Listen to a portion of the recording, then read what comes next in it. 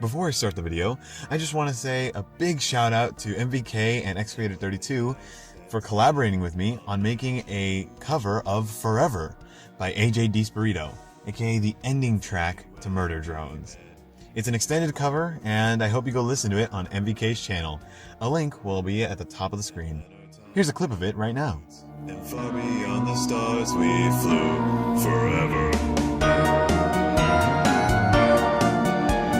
Tell myself I lost my soul for you. Go thereafter, see you never. Anyways, on with the video.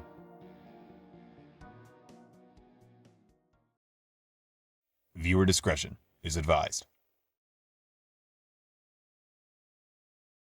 This one goes out to my main man, Yagster. It's about episode 5. Home. Seriously, bro? The worst episode in the entire show? You seriously spent all your time and effort on a video about home? So, Tessa, right? Our favorite Aussie girl turned Michael Afton skin suit. Lick. From Murder Drones. The thing is, we never truly see who she is. We only see a past reflection of herself due to the flashback sequences of episode 2 and episode 5 of Murder Drones, Heartbeat and Home, respectively. However, in episode 5, Home, there is something that has always bugged me. I'll let the clip roll. On you go.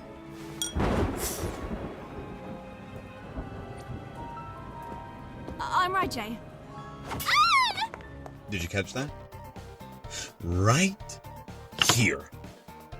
Right here is what sent me down a 3-hour-long call/rant with a friend of mine about what the fuck this means.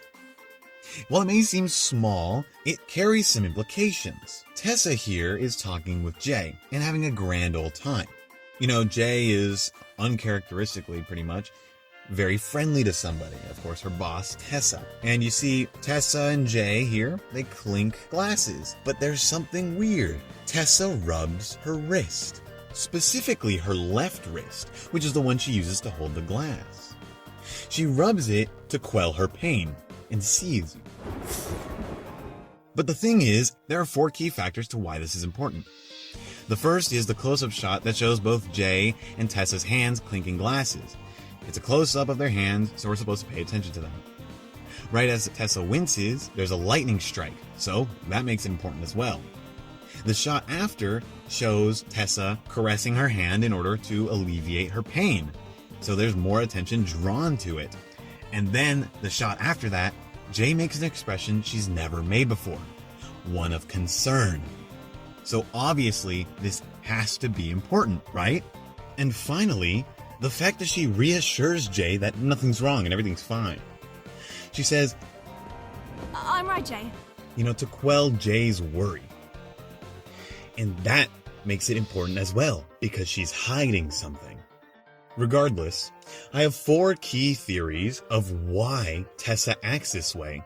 And without further ado, these are my theories.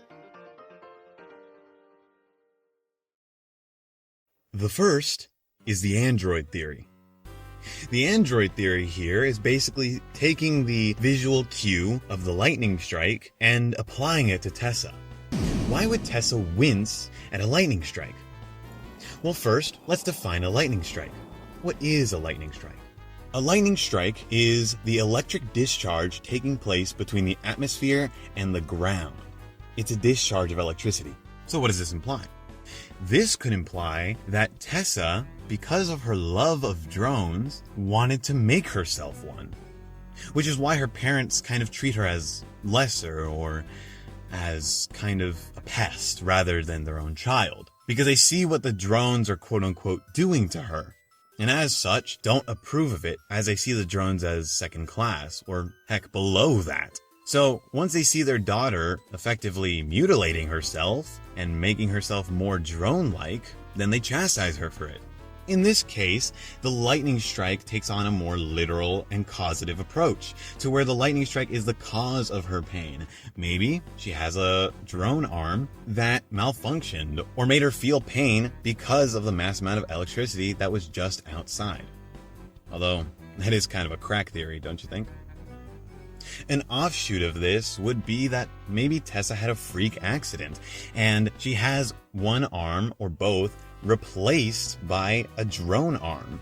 And that's why, follows the same logic, she feels pain. It's just a malfunction. The second theory I have is one that's a little more plausible. Obviously, Tessa's parents are more, let's say, old school.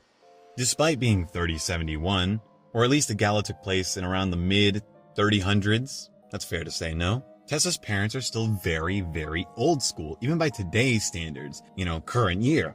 So perhaps as a way to discipline Tessa, instead of talking with her, they would slap her on the wrist. Literally, whether it be with a ruler, a belt, a coat hanger, what have you, Tessa was maybe slapped on the wrist, literally. And let's take ruler, for example. A swift hit with the ruler consistently would cause irritation and redness in the skin.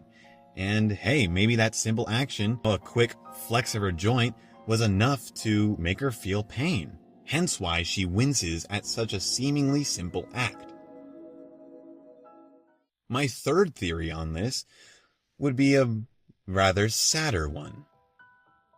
What if Tessa, due to the neglect and the chastising she faces from her parents, commits self-harm? It wouldn't be out of the realm of possibility to believe that Tessa would, as she does clearly have abusive parents. And it's not like we can see or verify any of it because she's a silhouette. So maybe, again, the reflex of just clinking a glass and quickly pulling away was enough to make her feel pain in her wrist. It's a sad thought, but a plausible one. Lastly, we have the prophetic theory. There was a thought in my mind that maybe this was foretelling Tessa, now we know Tessin's, injury in episode 6, where she gets bitten by Sentinel OOD. When Tessa gets bit by Sentinel OOD, she bleeds, and it's an obvious wound. However, it's on her right hand, not her left, which is her dominant. And obviously we see it's her dominant, but why would her dominant hand hurt? It's unclear, and it's a false theory. It's just a thought I came up with, but it's the wrong arm. And you can't really apply the logic of, but Tessin in 7 and 8, what about her? She had her whole arms just open and gashes, but again, that's her whole arms. And both of them at that, even her legs were like that, so you can't really call it that. Other than that, it's a dead theory. And thus, I turn it on to y'all. What do y'all think? Why do you think Tessa even did that in the first place? What was that trying to tell us? What good did that do to the rest of the episode or the series in general? Or, hey, here's a little fifth theory for you. Liam included it because it looked cool. Or because, I have no clue, he just did it to do it. Liam is kind of known to do that. But yeah, I don't know. I truly don't. Yeah, I've called stuff in the past, and I'm somewhat of a theorizer myself, but in this instance, I can't fathom why Tessa would even do that. It's obviously important. The framing of the camera work, the wincing, the lightning bolt drawing our attention to it and making it a dramatic event, Jay's reaction, and Tessa's reassurance. It just feels like it's supposed to be important. But hey, maybe it's not.